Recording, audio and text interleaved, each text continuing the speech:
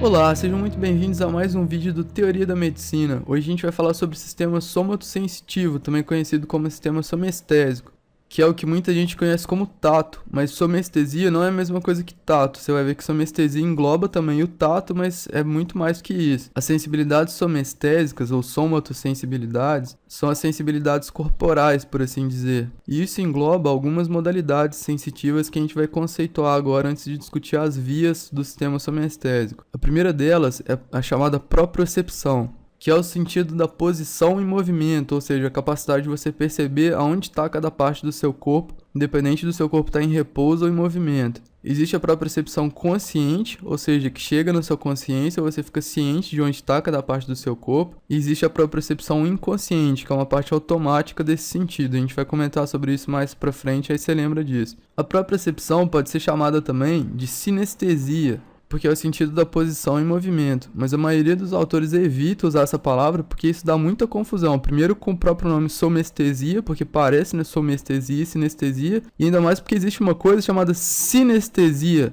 com S, a única diferença entre as duas palavras é isso. E uma coisa não tem nada a ver com a outra. Sinestesia com C é a mesma coisa que propriocepção. Sinestesia com S é uma confusão de sentidos, como uma pessoa dizer que comeu uma coisa que estava com gosto de amarelo, ouviu alguma coisa que tinha aspecto crocante. Isso é sinestesia com S, não tem nada a ver com a propriocepção. Por isso a maioria dos autores evita usar essa palavra sinestesia, mas só para você saber que existe. O segundo sentido somestésico é a sensibilidade vibratória, também chamada de palestesia. E aí esse já é um nome mais comum que você vai ver muitos autores usando, palestesia, que é a sensibilidade vibratória, ou seja, sua capacidade de perceber estímulos vibratórios. Isso não é a mesma coisa que tato. E agora sim vem, enfim, o famoso tato, que todo mundo sabe o que é. Só que na verdade existem dois tipos essenciais de tato, e um não tem nada a ver com o outro, segue uma via totalmente diferente. O primeiro deles é o chamado tato epicrítico, também conhecido como tato fino, e ele pode ser compreendido basicamente dentro de três funções essenciais. A primeira delas é o que a gente chama de estereognosia,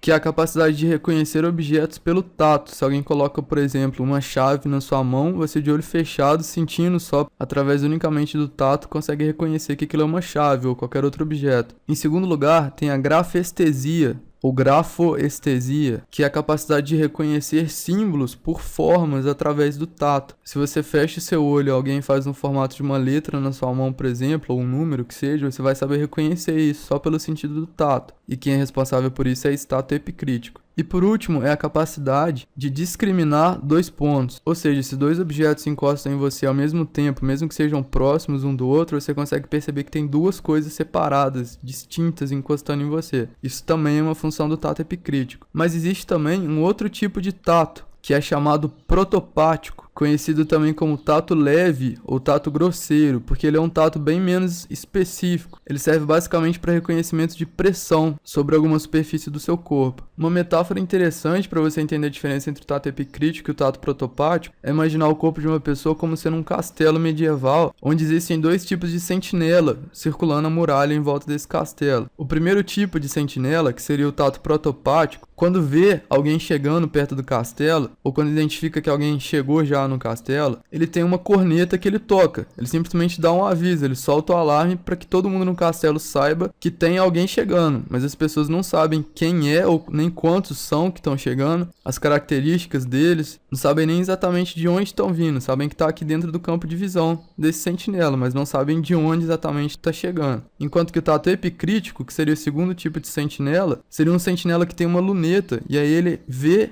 quem está chegando, observa bem as características de quem está chegando, se já sabe quem é, ele já identifica quem é que está chegando, quantas pessoas são e o máximo de detalhes possível sobre elas, desce para o castelo e vai avisar, sei lá, um comandante do castelo sobre quem está chegando, como que é, se já é alguém conhecido, quantas pessoas são. Ou seja, ele dá muito mais detalhes e de uma forma muito mais sofisticada sobre o que chegou ali, diferente do tato protopático. É interessante nessa metáfora aqui também que o tato protopático, da mesma forma que nesse exemplo aqui, que ele avisaria várias pessoas do castelo através de um som alto, um alarme, por exemplo, as vias do tato protopático, como a gente já vai comentar, realmente se comunicam com vários segmentos da medula. A informação que chega da periferia se espalha por vários segmentos. Por isso que uma lesão desse trato dificilmente causa alguma implicação clínica muito evidente, porque ela é facilmente compensada compensada pelos vários outros segmentos. Como se tivesse outros sentinelas aqui, o fato de você perder um dá na mesma, porque os outros vão tocar o alarme do mesmo jeito. Voltando aqui para sensibilidades somestésicas, ainda tem o sentido da dor, que é também muito conhecida como nocicepção, ou seja, a percepção de um estímulo nocivo, daí nocicepção. A dor possui receptores próprios, vias próprias, ela não é uma derivação do tato. E é importante observar que existem dois tipos básicos de dor, a dor aguda e a dor crônica. Eu vou comentar um pouco sobre a diferença nas vias de dor aguda e dor crônica, mas vou me aprofundar mais nisso em um vídeo só sobre isso de neurofisiologia que eu vou fazer depois, porque esse é um assunto extenso. E por último, existe a sensibilidade térmica, também conhecida como termocepção, que é a sensibilidade responsável pela identificação e diferenciação de frio e calor. E cada uma dessas modalidades aqui tem receptores próprios na periferia, que são como antenas que captam o estímulo para o sistema nervoso periférico poder pegar aquela informação e levar para ser interpretada no sistema nervoso central. Essas modalidades somestésicas em azul são agrupadas e chamadas em conjunto de sistema epicrítico, porque são vias bem semelhantes que seguem mais ou menos o mesmo caminho, como a gente vai ver daqui a pouco. E o mesmo vale para essas outras três aqui de baixo, que são agrupadas como sistema protopático, por também apresentarem semelhanças anatômicas e funcionais, como a gente já vai comentar. Por último agora, antes de sair dessa parte de conceituação, é importante você entender também que as vias sensitivas, de uma forma geral, não só as somestésicas, seguem um sentido oposto ao do sistema motor. Então ela começa na periferia, em um receptor sensitivo, que cada uma dessas modalidades tem um receptor diferente, que eu vou comentar daqui a pouco. Segue pelo sistema nervoso periférico, nesse sentido, até chegar no sistema nervoso central. E aí, se for chegando na medula, depois ele sobe lá para cima, ou se for aqui em cima, ele chega no tronco encefálico e daqui termina de subir para chegar lá no córtex. E então essas vias são conhecidas como vias ascendentes, porque estão subindo aqui em direção ao córtex cerebral, que é o último objetivo delas, e também conhecidas como vias aferentes, porque do ponto de vista do sistema nervoso central, ou mais especificamente do ponto de vista do telencéfalo lá em cima, elas são vias que estão entrando, que estão chegando para ir lá para ele.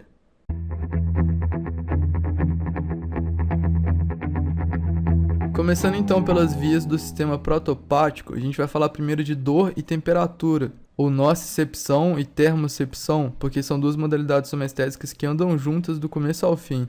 E o começo do nosso raciocínio, então, tem que ser nos receptores periféricos. Qual que é o tipo de antena que capta estímulos que vão virar dolorosos e estímulos de temperatura? E a resposta para isso são terminações nervosas livres, ou seja, como se fossem pontinhas de fios desencapados, que são os processos periféricos daqueles neurônios pseudonipolares do gânglio dorsal da medula. E aí um estímulo álgico aqui, no caso da dor, ou uma alteração de temperatura, é captada, entenda que cada um faz uma coisa, ou ele é um neurônio de dor ou ele é um neurônio de temperatura, só que a via deles é bem parecida.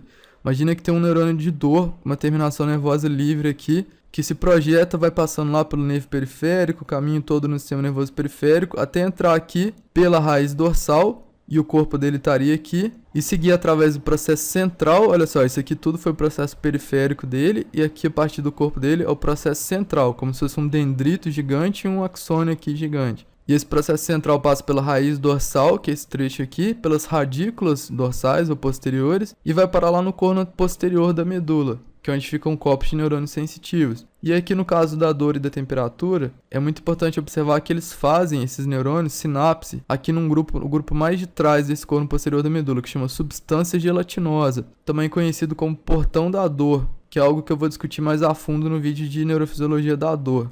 Mas aqui agora você tem que entender o seguinte: todos os neurônios sensitivos primários, ou seja, esse primeiro neurônio sensitivo aqui que capta a informação recebida pelo receptor sensitivo na periferia e traz essa informação pelo sistema nervoso periférico para o sistema nervoso central, todos eles têm seu corpo aqui no gânglio dorsal da medula, no caso dos que passam pela medula, e são todos pseudonipolares. Mas cada um só faz uma coisa. Aqui nesse mesmo gânglio tem os neurônios da dor, tem os neurônios da temperatura e tem os neurônios de todas as outras modalidades sensitivas somestésicas que a gente comentou, que ainda vamos discutir aqui. Não é que esse neurônio aqui faça todas as coisas da somestesia, ele simplesmente está aqui junto com todos os outros neurônios somestésicos primários. E no caso aqui da dor e da temperatura, o receptor periférico que ele se liga, na verdade, é a própria pontinha dele, que é uma terminação nervosa livre, que pode ser mielinizada ou não, e isso é um dado importante. Essas terminações nervosas livres podem ser fibras A, espessamente mielinizadas, ou fibras C, não mielinizadas. Essas fibras A são as que captam a dor aguda, e as fibras C são as que captam a dor crônica. Isso é muito importante para a discussão de dor. A via da dor aguda e a via da dor crônica já começa de uma fibra diferente lá na periferia. E as terminações nervosas que captam a temperatura também podem ser A ou C. Lembrando que fibra A, por ser espessamente mielinizada, é muito mais rápida do que a fibra C. Essas fibras C, principalmente no que diz respeito a essa coisa da dor, estão presentes em todo o corpo basicamente, enquanto que as fibras A são mais encontradas na pele e em locais do corpo onde existe a famosa dor somática que a gente estuda na semiologia, como pleura parietal, peritônio parietal. Dor aguda é conduzida por fibra A e dor crônica pela fibra C. E preste atenção que não necessariamente é uma dor visceral. Existe fibra C na pele também, existe fibra C no corpo todo. Dor crônica pode ter origem em qualquer parte do corpo. Voltando aqui então para a substância gelatinosa, que é onde está o segundo neurônio dessa via, o neurônio recebe a informação desse outro sensitivo primário, e aqui entra um macete interessante para você guardar, que é o seguinte: o segundo neurônio sensitivo de todas essas vias somestésicas, ele cruza. Repare aqui que o primeiro neurônio não cruzou, ele veio aqui para esse lado e parou aqui logo no começo. E isso vai valer para todas as outras vias somestésicas também. O primeiro neurônio nunca cruza e o segundo neurônio sempre cruza. E no caso aqui da dor e da temperatura, ele cruza lá na frente na comissura branca, e uma parte aqui na comissura cinzenta também, mas principalmente na comissura branca, que é esse trecho aqui, e passa lá para o outro lado da medula para subir aqui pelo funículo lateral, formando o famoso trato espinotalâmico lateral, porque é um trato que teve origem na medula espinhal e vai parar lá no tálamo, como eu já vou falar. No caso da termocepção e da nocicepção originada dessas fibras A, que é a dor aguda, ele simplesmente cruza e sobe o trato espinotalâmico lateral do outro lado. No caso da dor crônica, que teve origem aqui nessa fibra C não mielinizada, a via é um pouco diferente, porque ela é bilateral, ou seja, sobe pelos dois funículos nos dois lados, e não segue exatamente por esse trato espinotalâmico lateral, mas sim para um chamado trato espino-reticular, porque ela vai lá para a formação reticular e faz várias sinapses lá antes de seguir pro tálamo. Aqui agora eu vou me focar mais na dor aguda. Tudo que eu vou comentar aqui dessa via daqui pra frente quer dizer mais da dor aguda, porque eu vou explicar melhor a dor crônica no vídeo de dor.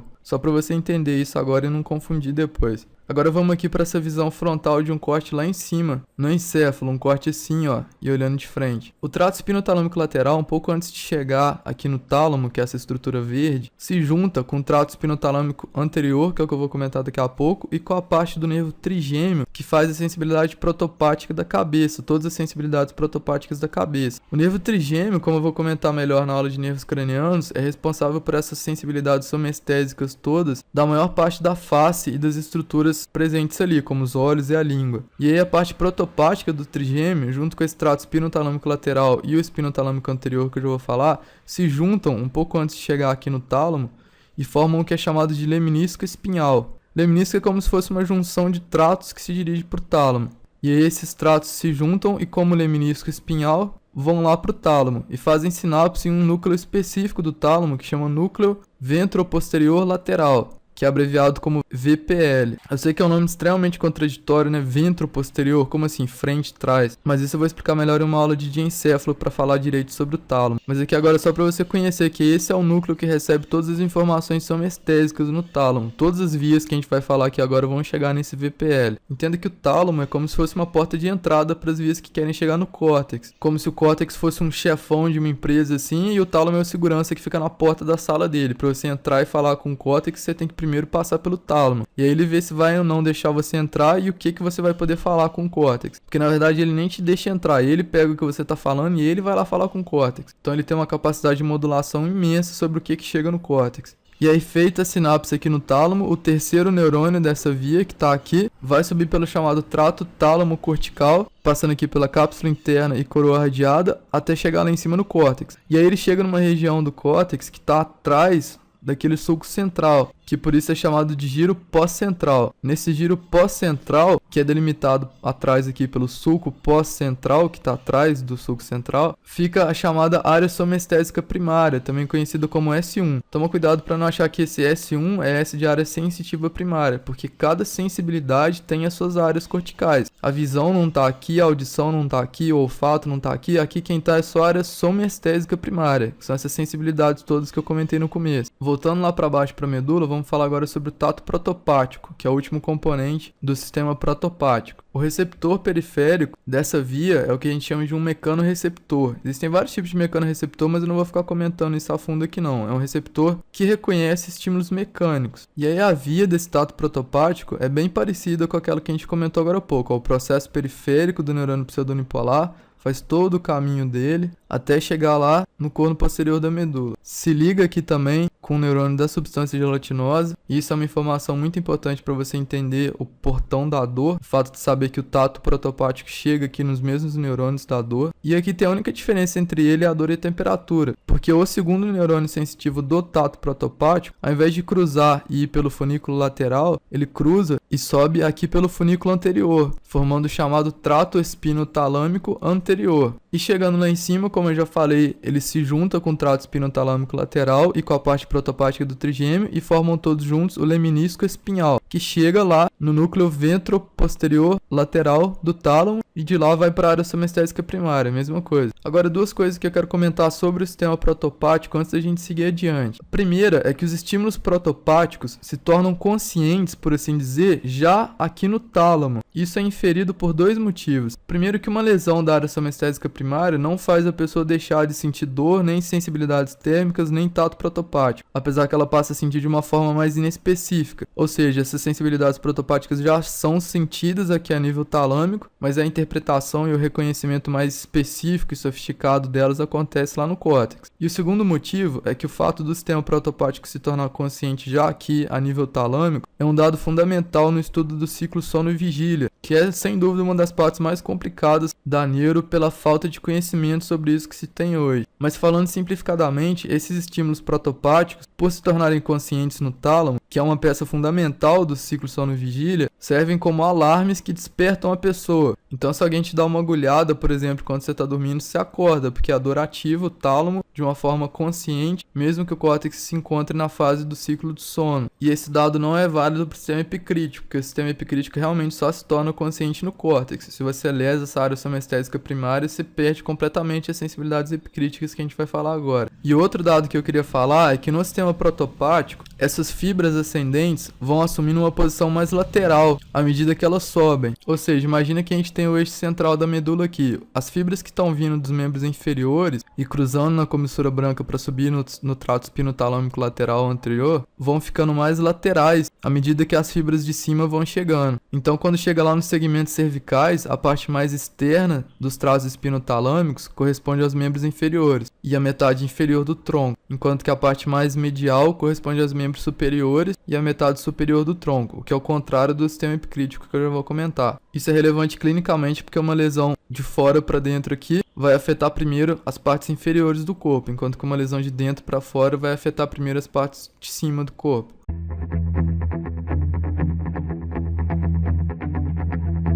Falando agora do sistema epicrítico, a diferença maior entre essas três modalidades sensitivas do sistema epicrítico é no receptor periférico. São todos, na verdade, mecanorreceptores, igual era lá o do tato protopático. Só que aqui no caso da propriocepção consciente, são mecanorreceptores bem especializados, chamados fusos neuromusculares e órgãos neurotendíneos. E eu vou explicar melhor o funcionamento deles em um vídeo de neurofisiologia sobre tônus muscular que eu vou fazer em breve. Aqui agora é só para você saber que são bem mais especializados os mecanorreceptores da propriocepção, mas são todos mecanorreceptores aqui. O processo inicial é bem semelhante ao do sistema protopático. Tem um receptor lá na periferia, que após captar o sinal gera uma corrente elétrica que vai pelo processo periférico do neurônio pseudonipolar, lá do gânglio dorsal. Esse neurônio emite um processo central para entrar na medula. E aí aqui a gente tem uma grande diferença entre o sistema epicrítico e o protopático, porque lembra que o protopático fazia sinapse aqui no corno dorsal? No caso do sistema epicrítico, o próprio primeiro neurônio entra aqui no funículo posterior da medula e sobe direto até lá no encéfalo. E aí você vai lembrar que eu falei que é sempre o segundo neurônio de cada via sensitiva somestésica que cruza. Então realmente aqui não vai cruzar na medula, não vai ter ponto de cruzamento somestésico epicrítico na medula. Esse neurônio emite como se fosse um axônio gigantesco, que vai ele mesmo ganhar o funículo posterior aqui e subir até lá no tronco encefálico. E aqui no funículo posterior existem duas divisões básicas, que são delimitadas por um pequeno sulco encontrado aqui atrás, que é chamado sulco intermédio posterior. A parte medial corresponde aos membros inferiores e à metade inferior do tronco, e é chamado de fascículo grácil. Fascículo é como se fosse um trato em que as fibras são mais condensadas, são mais compactas, enquanto que a parte lateral corresponde aos membros superiores e a parte superior do tronco, e é chamado de fascículo cuneiforme. Imagina aqui de novo um eixo central da medula. O fascículo grácil vai estar presente em toda a medula porque ele está começando desde lá de baixo, então obviamente ele vai subir até lá em cima, porque ele vai ter que chegar lá no tronco encefálico, e ele corresponde às fibras que entraram nos segmentos medulares até T7, ou seja, de T7 para baixo. Mas por mais que ele deixe de ganhar novas fibras a partir de T6 para cima, ele continua subindo a medula, então ele está presente em toda a medula.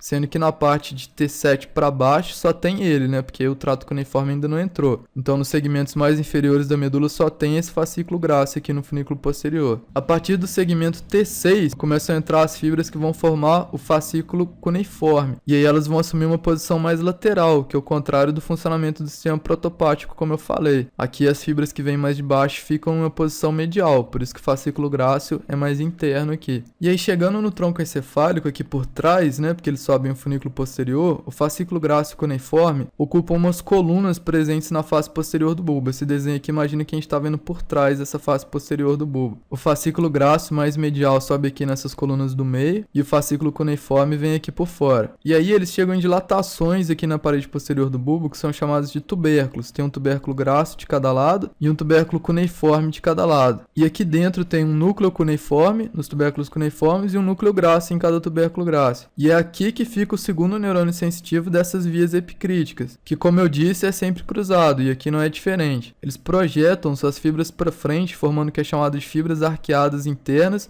e formam uma decussação, ou seja, eles cruzam como se fosse em X aqui, as fibras do núcleo grácil de um lado cruzando com o outro, e a mesma coisa aqui, as fibras do núcleo cuneiforme de um lado e de outro lado, formando o que é chamado de decussação sensitiva, igual tem aquela decussação das pirâmides aqui embaixo no bulbo, que é motora e que está descendo. Aqui as fibras arqueadas internas formam uma decussação sensitiva que está subindo. E aí chegando lá em cima é bem parecido com o sistema protopático. As fibras vindas lá do bulbo, que formam o chamado trato bulbo-talâmico, originadas no núcleo grácil e no núcleo cuneiforme de cada lado, se juntam umas com as outras e com a parte epicrítica do nervo trigêmeo, para formar o chamado leminisco medial, que chegam aqui no tálamo trazendo todas as informações epicríticas do corpo e se ligam também com esse núcleo ventro-posterior lateral. Perceba que o leminisco espinhal contém todas as informações protopáticas do corpo, porque junta a parte protopática do trigêmeo com a parte medular, e a mesma coisa aqui no leminisco medial, que junta a parte epicrítica do trigêmeo com o sistema epicrítico da medula. E a mesma coisa aqui, a partir do trato tálamo cortical vai lá para a área somestésica primária do córtex. Lembrando, como eu falei, que no caso do sistema epicrítico as informações só se tornam conscientes ao chegar aqui no córtex, na área somestésica primária. Mas lembra que eu falei no começo do vídeo que além da propriocepção consciente, que é essa que a gente discutiu agora, existe também uma propriocepção inconsciente? Pois então, essa propriocepção inconsciente é formada por três vias que ao invés de irem para o tálamo para depois ir para o córtex, elas simplesmente vão direto para o cerebelo. Esse é o destino delas. E por isso eu vou deixar para comentar melhor sobre elas numa aula sobre cerebelo. Aqui agora eu vou te dar só algumas informações gerais sobre a anatomia delas. A primeira delas, que também tem origem naquele neurônio pseudonipolar, como sempre, faz sinapse em uma parte aqui do corno posterior chamado núcleo torácico, que emite fibras para o outro lado, que cruzam também aqui na comissura branca, que formam aqui no funículo lateral o chamado trato espinocerebelar posterior, que leva informações proprioceptivas inconscientes para o cerebelo. A segunda delas começa aqui também no gânglio dorsal, só que ao chegar na medula faz sinapses com neurônios difusos, espalhados tanto aqui no corno posterior, quanto na região central do H medular. E esses neurônios enviam fibras bilaterais, ou seja, cruzadas e não cruzadas, para formar o chamado trato espinocerebelar anterior, que também ocupa o funículo lateral da medula. E admite-se que a parte cruzada desse trato espinocerebelar anterior seja duplamente cruzada, ou seja, antes de chegar no cerebelo, ela descruza, por assim dizer, de forma que o cerebelo recebe informações que são todas ipsilaterais, ou seja, o que chega de um lado do cerebelo vem daquele mesmo lado do corpo. E existe ainda uma terceira via, que tem origem naquele tubérculo cuneiforme que a gente acabou de comentar, que se origina em um pequeno núcleo presente do lado daquele núcleo cuneiforme principal que eu falei, chamado núcleo cuneiforme acessório. E ele manda fibras para o cerebelo a partir de informações recebidas pelo fascículo cuneiforme, ou seja, informações proprioceptivas da metade superior do corpo. E essas fibras recebem um nome que faz referência àquelas fibras arqueadas internas que eu acabei de comentar do sistema epicrítico, porque também saem do tubérculo cuneiforme. Só que ao invés de virem aqui para frente, como as fibras arqueadas internas, elas vão para trás aqui para o cerebelo.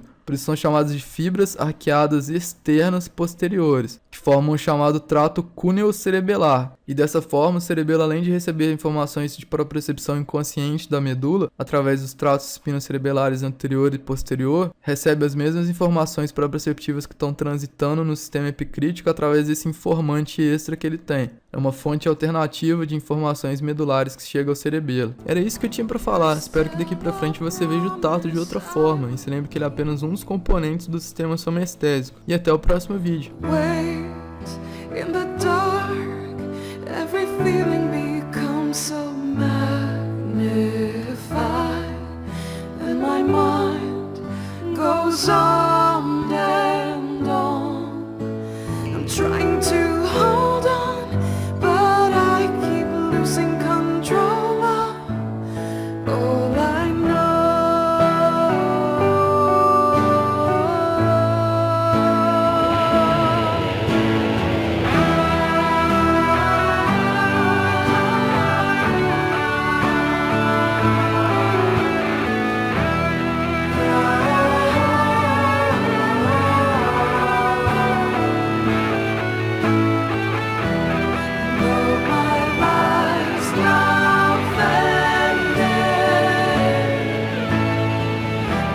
Still a promise I will keep.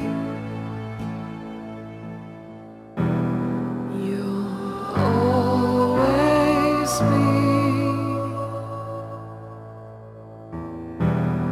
my soul.